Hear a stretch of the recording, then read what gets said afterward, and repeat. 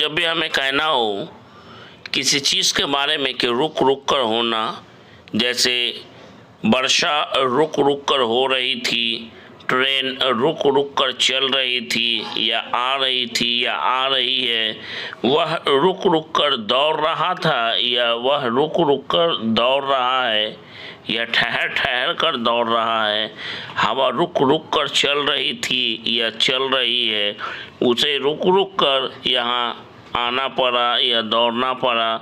इस तरह के सेंटेंस को बोलने के लिए हम लोग रुक रुक कर के लिए इंटरमिटेंटली वर्ड का यूज़ करते हैं।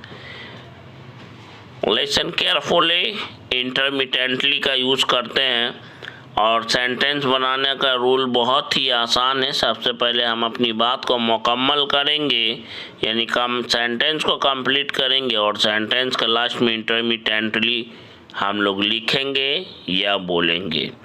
ट्रेन रुक रुक कर आ रही है, इसके लिए हम लोग कहेंगे the train is arriving intermittently. The train is arriving intermittently. कल रात वर्षा रुक रुक कर हो रही थी, इसके लिए हम लोग कहेंगे last night it was raining intermittently. Last night it was raining intermittently.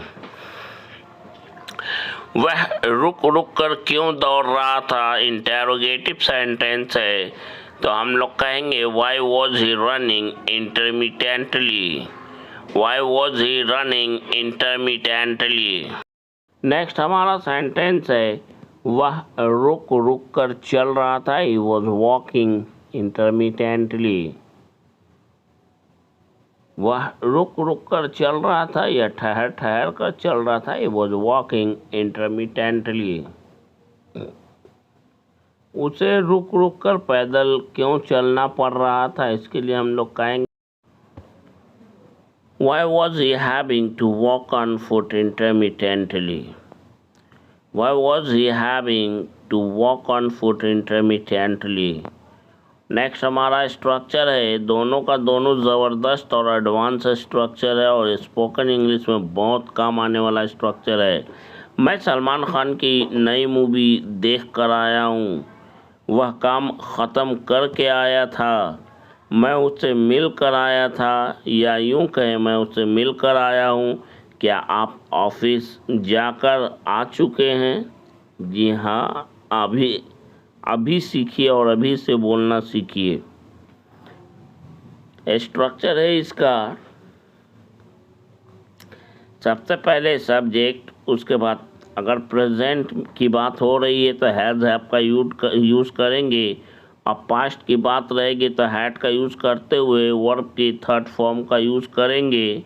उसके बाद ऑब्जेक्ट को बोलेंगे अगर है तो, उसके बाद केम का यूज़ करेंगे। जी हाँ, केम का यूज़ करेंगे, यानी कम का सेकेंड फॉर्म केम का यूज़ करेंगे। पहला सेंटेंस है मैं हॉस्पिटल जा कर आया हूँ, तो इसके लिए हम लोग कहेंगे, इसे समझने के लिए आप सीधा समझे कि पहले जो काम ऑलरेडी ख़त्म हो चुका है उसे हम लोग पहले कहेंगे, जो बाद में हुआ है उसे बाद में हम लोग कहेंगे। इस सेंटेंस में पहला काम हॉस्पिटल जाने का था जो हो चुका है, तो हम लोग कहेंगे I have gone to hospital and came. जो काम पहले हुआ उसे हम लोग पहले बोलेंगे, वह वहाँ जाकर आया है, यानी पहले गया बाद में आया, तो हम लोग कहेंगे he has gone there and came. He has gone there and came. वह वहाँ जाकर आज आया था या आ चुका था, इसके लिए हम लोग कहेंगे he had gone there and came. मैं चाय पी कर आया हूँ, I have taken tea and came. पहले चाय पीने का काम हुआ इसलिए I have taken tea and came. वह अपना काम ख़त्म करके आया है, उसने पहले अपना काम ख़त्म किया है तब आया।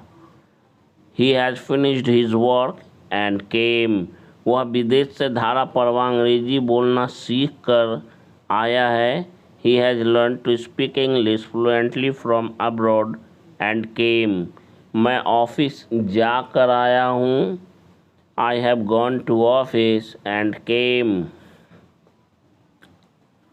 मैं सलमान खान की नई मूवी देखकर आया हूँ.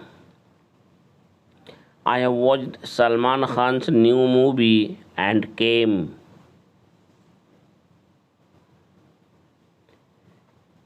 So guys, that's all for today's video. See you tomorrow in the next video. For till then, goodbye and take care of yourself, and thanks for watching this video. Keep watching and keep practicing.